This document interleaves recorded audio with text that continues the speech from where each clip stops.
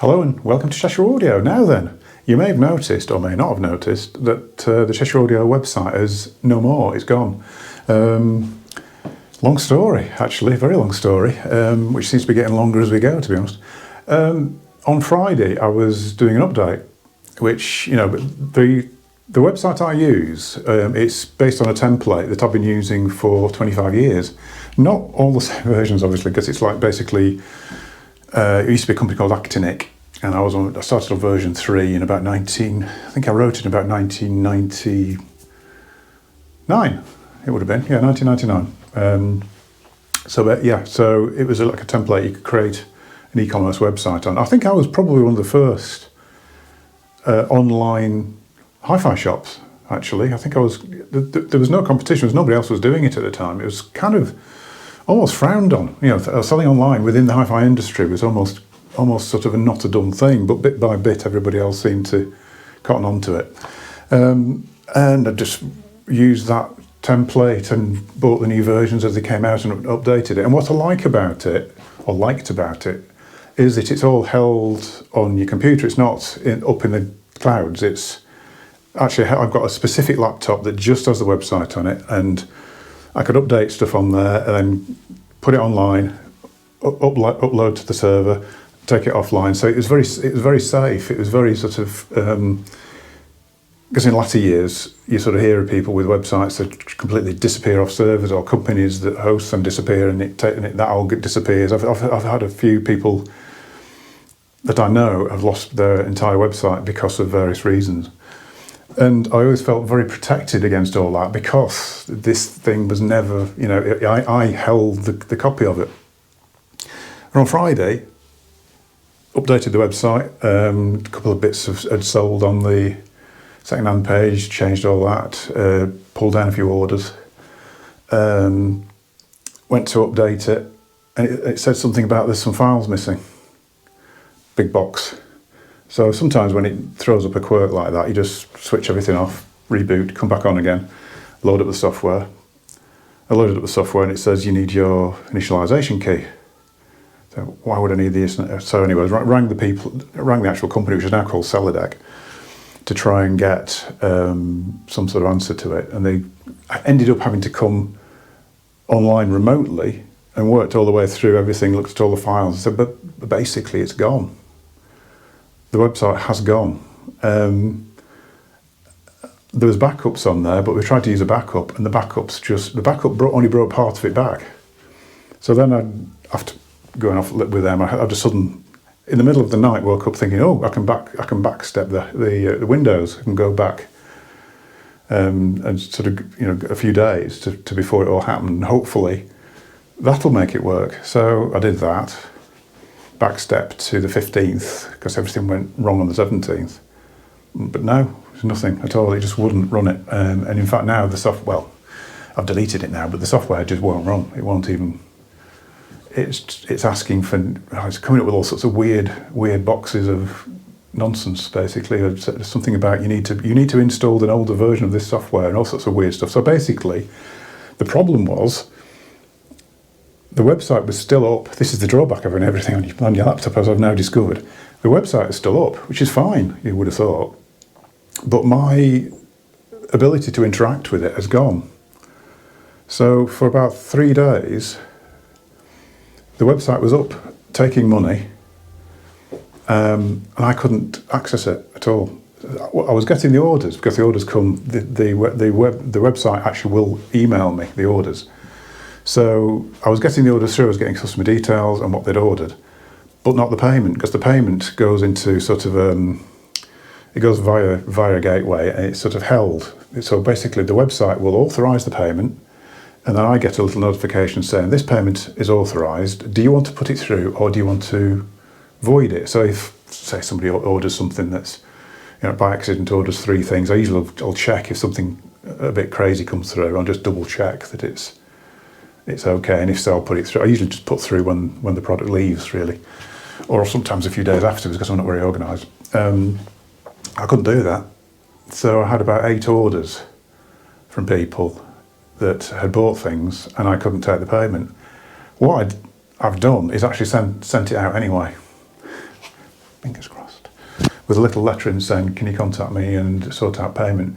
Slight drawback is that there will be, on the cards, on the customer statements, there will be a pending amount for that amount, and I can't, because I can't avoid it, I can't get rid of that, but it will eventually sort of go off the statement.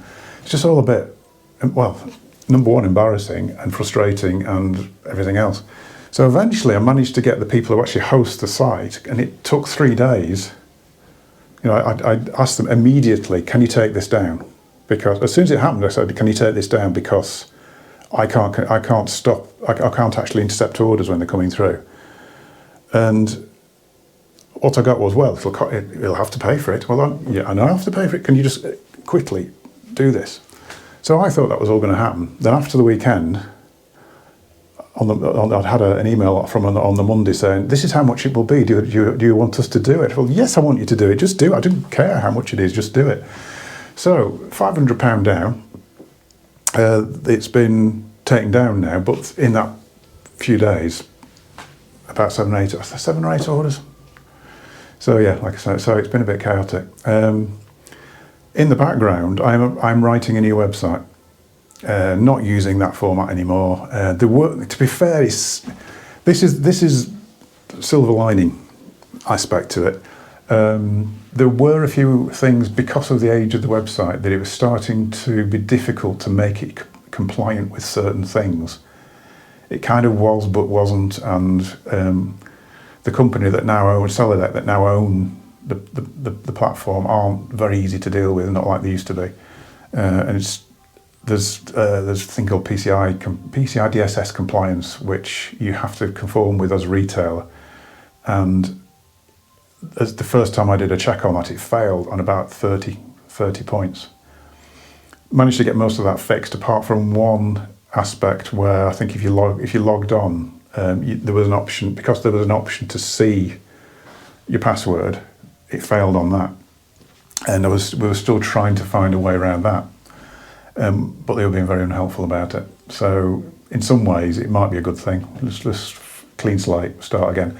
The drawback is I'm probably not going to have a website for about a week. So many apologies. I'm already starting to feel the pressure of that, because I've already had 2 people today actually ring me up saying, I'm having problems with Mariga, and I was going to have a look at those videos that are on there, because there are some helpful videos on your website, but your website's gone. So anyway, so I thought I'd ring you. So yeah, it started to make me realise how effective they were actually. But anyway, they'll be on the new site. I'm basically creating a Shopify site, because it's supposedly very easy. Yeah, it sort of is. I was a bit worried that I won't be able to put videos on, but as it turns out, you can, and it probably works better than the old Solidec site in that respect. So that's quite nice, because it seems to proportion the video footage better. So hopefully we'll come back with a nice, new, shiny website. I'm not convinced it'll be as easy to navigate.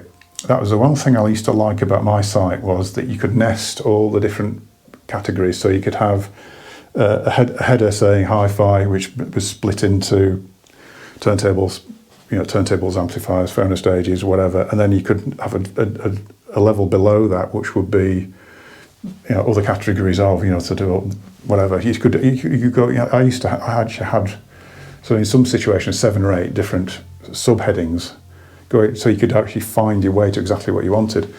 Shopify doesn't work like that. It's basically you've got one level you can drop, and that's it. And the complexity of the things I sell are very difficult to incorporate into that. So I'm hoping, with 1,000 products on there, because it seems to just dump them all on the homepage at the moment, I'm hoping it won't be sort of trying to wade through 1,000 products on the homepage, because that would be a nightmare.